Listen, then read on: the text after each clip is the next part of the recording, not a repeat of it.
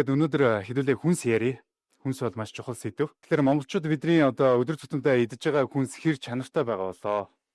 Тэ? Хүнсний баталгаа гэдэг зүйл маань бас хэр байгаа болоо. Та бүхэн юу гэж бодож байна?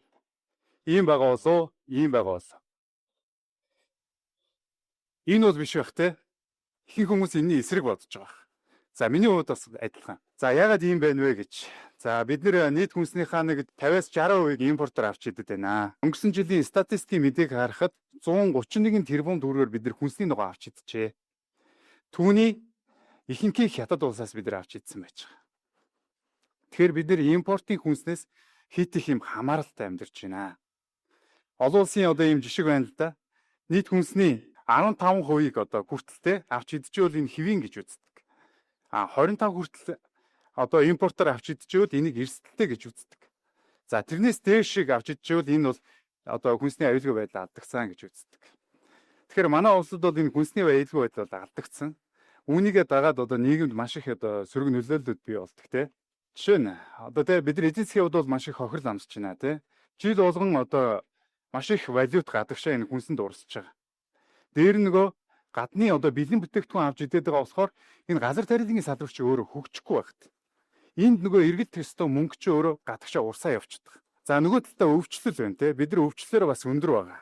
Тэгээ хорт авдрын өвчлөл гэдэг чинь бид нар дэлхийд бас тэргүүлээд явж байгаа. Тэгээ яалтчгүй энэ хүнс гэдэг зүйл чи өөрөө энэ өвчлөлтөд шууд хамааралтай. Тийм учраас бид нар энэ дэлхийд одоо энэ хорт авдраа тэргүүлж байна те. За тэгээд яах вэ? Бид нар одоо дотооддоо хүнсээ шийдэж тийм шийдэл бидэрт байна уу? Тэ үндсэн түгээдээ бид нар дотооддоо тариалах тийм боломж байна уу гэж. За боломж бол байгаа. Бүр 100% байна. За монголчууд бид нар бол дэлхийн одоо энэ органик хүнсний одоо төв болох боломжтой. Дэлхийд дээр цөөхөн байгаа улсын нэг.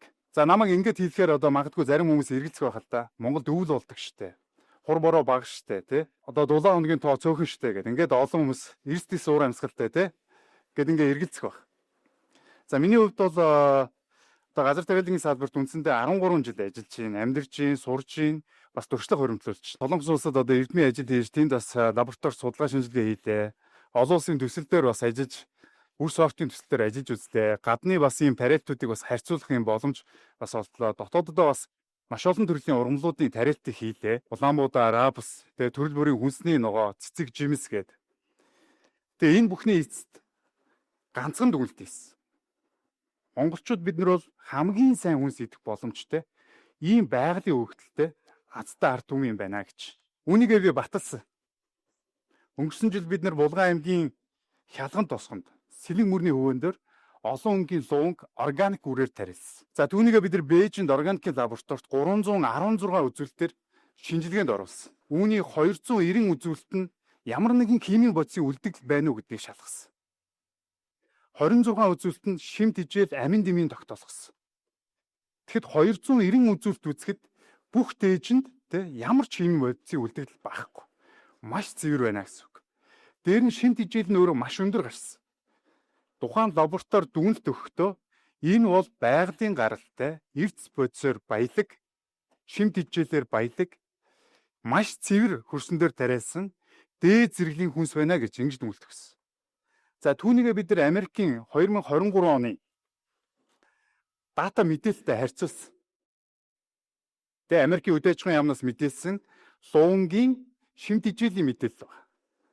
Тэгэхэд манайдар тариалсан одоо энэ лувангийн үзүүлэлт хамаагүй өндөр гарч. Жишээ нь одоо төмөртэй Америкт одоо 115 гэж яхад манайд 779. 7 дахин өндөр. Цис гэдэг байж байна те. Бас 5 дахин өндөр байж байна. Витамин С гэдэг гэж 100-ны одоо 2 дахин өндөр гих мэтчлээ. Тэгэхээр энэ бол одоо юу гэдэг юм Монгол оронд ийм сайн хүнс ургах чадчихна гэсэн үг. Харамсалтай нь бид нөгөө давуу талуудаа дандаа сул тал гэж ойлгож ирсэн. 5 жилийн хугацаанд тасралтгүй одоо Монголдо энэ хүнсний ногооны одоо шинэ сортуудын туршлагаа хийлээ. Нийтдээ нэг 10 төрлийн 50 гаруй хүнсний ногоо одоо туршиж үзлээ. Тэгээ үүнээс Монгол орны цаг уурын нөхцөл энэ хөрс усан дээр нийтдээ нэг юм 20 гаруй шинэ сортын хүнсний ногоонууд ургах боломжтой юм байна гэдгийг тогтоосон. Жишээ нь одоо төмс байна. Бидний нэг уламжилт иддэг цагаан шар төмснөөс арай өөр. Улаан ягаан төмс байж байгаа тийм. Шимт хижээлийн үнд 2 дахин өндөр. За тэгээд гол нөгөө цардуулын хэмжээ маш багатай. ийм төмс байж байгаа. Энэ одоо улаан төмс нь бол одоо Перу улсад ургадаг. Перу улс бол угаасаа маш сайн байгалийн өвөгдөлтэй төмсний их орон. Тэнд маш олон янзын төмс ургадаг. Тэгэхээр тэндээс бид нар оруулж ирээд, үрийг оруулж ирээд ингээд тариад дурсан маш амжилттай сайн ургаж байгаа ийм төмс байж байгаа. За тэр ягаан төмс вэ? Энэ бол Алескад ургадаг. Алескад өвөл болдог. Тэгэхээр манай энэ цагуурт бас маш сайн зохицож ургаж байгаа ийм төмс байна. За дараагийнх нь одоо тарвсыг би онцлоё гэж бодсон. Монгол одоо тарвс бол маш их тарьж байгаа. Гэхдээ тарвсын тариалтандаа бид нар инновац шингээгээд ийм хэлбэртэй тарвс тарьж болно. Зүрхэн хэлбэртэй, дөрвөлжин хэлбэртэй, гурвалжин хэлбэртэй тий. Тэгээ ингэдэг нь ямар учиртай юм бэ гэж. Энэ бол үнц нь нэмж байгаа байхгүй.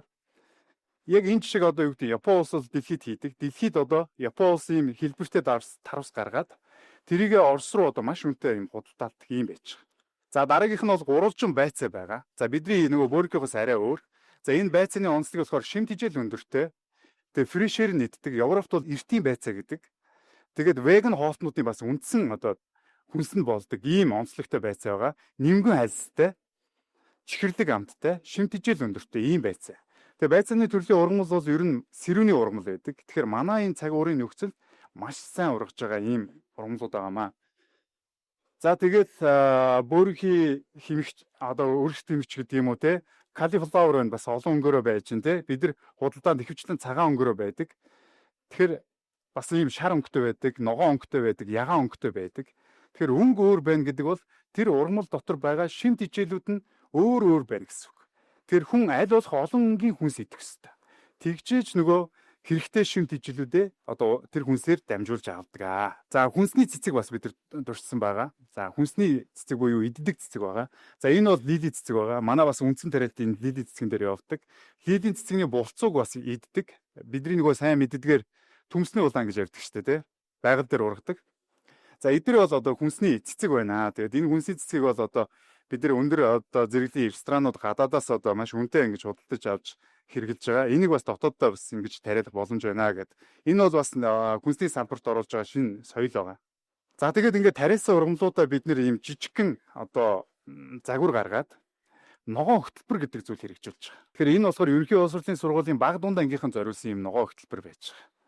Дэлхийн одоо уур амьсгалын өөрчлөлтийн эсрэгтэй энэ баг дунд ангийнханд ийм ногоон боловсрол олгох нь экологийн мэдлэг олгох нь одоо чухал юм байна гэд дэлхийд даяараа те одоо Европын орны ихэнх сургуулиуд энийг одоо сургалтын хөтөлбөрт оруулсан явж байна. Тэгэхээр энэ хөтөлбөр бол яг энэ жишгээр явж байгаа. Хүүхдүүдийн өөрсдийнх нь оролцоотойгоор экологийн боловсрол олгох, хүрээлэн буй орчны мэдлэгтэй болгох. Дээр нь манаа дээр энэ ургаж байгаа энэ шин сортын ургамлууд Монголд одоо зүгээр л ургадгийн шүү гэдгийг харуулах гэдэг. Тэ? Гүзээлцгэн те Монголд ургасан гүзээлцгэн маш гоё амттай байдаг шүү. Яг тэгэхээр ирээдүйд энэ хүүхдүүд Монгол улсыг авч явнаа. Одоо ирээдүйд энэ байгалийн гаралтай одоо ийм өндөр шинж хичээлтэй ийм хүнс гэдэг зүйл чинь улам одоо ховортох гээд байна. 2050 он гэхэд дэлхийн хүн ам 10 тэрбум хүрэх гэж байна. Одоо өнөөдрийн хэрэгжилж байгаа хүнсний хэрэглээ 50%-аар нэмэгдэх гэж байна. Тэгэхээр энэ хөтөлбөрөөр дамжуулаад энэ хүүхдүүдэд энэ хүнсний талаар мэдээлэл өгч. Дээр нь энэ нөгөө байгаль дэлхийгээ хайрлах хэрэгтэй юм байна. Тэ сургуулгаа эргэн тойрон энэ хүүхдүүд мод тарьж байгаа, цэцэг тарьж байгаа. Ирээдүйд энэ уур амьсгал гэдэг зүйл, өөрчлөлт гэдэг зүйл чинь маш ноцтой юм байна. Тийм учраас энэ хүүхдүүд экологийн боловсролтой болж одоо дасан зохицох чадвартай ийм хүүхдүүдийг иргэдэг бэлтгэн чухал байгаа. Тэгээ энэ хөтөлбөр одоо 4-р хичээлдээ одоо амжилттай хэрэгжээд явж байгаа юм хөтөлбөр байгаа. Тэгээ энэ хүүхдүүд өөрснөө тарьж үзнэ, түүж үзнэ, идэж үзнэ тэ. Тэгээд ямар ургамал ургаж байгаа энэ хүүхдүүд нүдэрээ хараад гараараа хийцэн учраас дараа нь гайхгүй.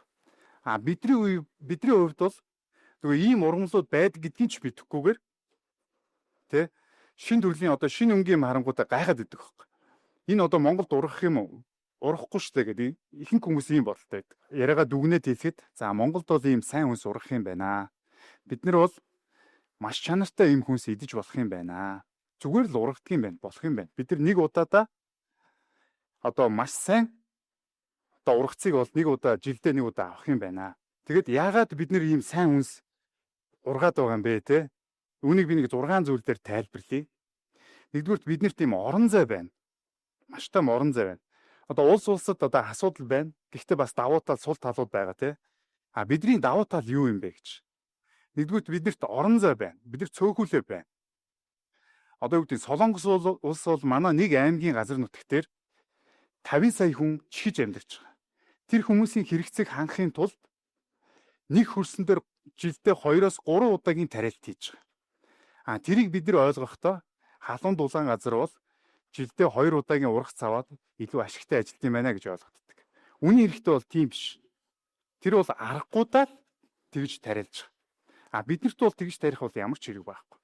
Нэг удаа тариаллаа, ургацаа авлаа, тэрийг харин дараагийн ургац яаж хүргэх вэ гэдэгтэй илүү ажиллах хэрэгтэй. Тэр нь манай хөрс харьцангуй байгалаараа цэвэр байна.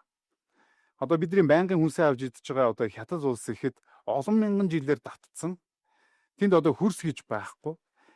Одоо стандарт хэмжээнээс 5 дахин өндөр бордоогоор бордож тэндээс ургац авч байгаа. Гэтэл манад бол хөрс харьцангуй байгалаараа эрүүл шимтгэлтэй байж байна. Тэр нь манай ус цэвэр байна. Хятад улсад бол ус бохирдсон. Хөдөө аж ахуйн салбарт ус цэвэршүүлэн ашиглах ямар ч боломж байхгүй. Энэ өөрөө маш өндөр зардалтай ажил. Тэгэхээр манад бол ус цэвэр байна гэдэг чинь өөрөө маш том давуу тал байж байгаа байхгүй. Дээр нь өвөл болж. Тийм. Өвөл болж ийн гэдэг бол энэ чанартай энэ органик хүнс одоо идэх хамгийн одоо чухал хүчин зүйл. Энийг бид нар дандаа сул тал гэж ойлгож байна. Ягаад одоо ийм чухал зүйл юм бэ гэхээр нэг удаадаа жилдээ хөрсөө одоо байгалийн жамаар намраачиж. Халуун оронд бол тэр хөрсөн дээр дасралтгүй нэм бактери, фангус, бичил биетийн шавж өвчж байгаа. Тэрний үржлийг зогсоохын тулд химийн бодис хэрэглэнэ. Ойрхон давтамжтай тогтмол химийн бодис хэрэглэнэ. Өөр арга шийдэл байхгүй. Бидний хувьд бол өвөл байгалийн жамаар нэг удаа тэрийг зогсоогод өгч. Энэ бол маш том давуу тал. Дээр нь бид нар тийм нарны гэрэл байгаа байхгүй. Нар гэдэг зүйл бол ургамал ургуулах одоо бас үндсэн том хүчин зүйл байгаа. Тэгэхээр бид нэр жилийн 240-с 280 хоног нь нартай цэлмэг байгаа. Тэгэхээр ийм одоо нөхцөлд бол ургамал маш сайн чанартай ургадаг. Дээр нь манай хуураас ирэн уур амьсгалтай байна.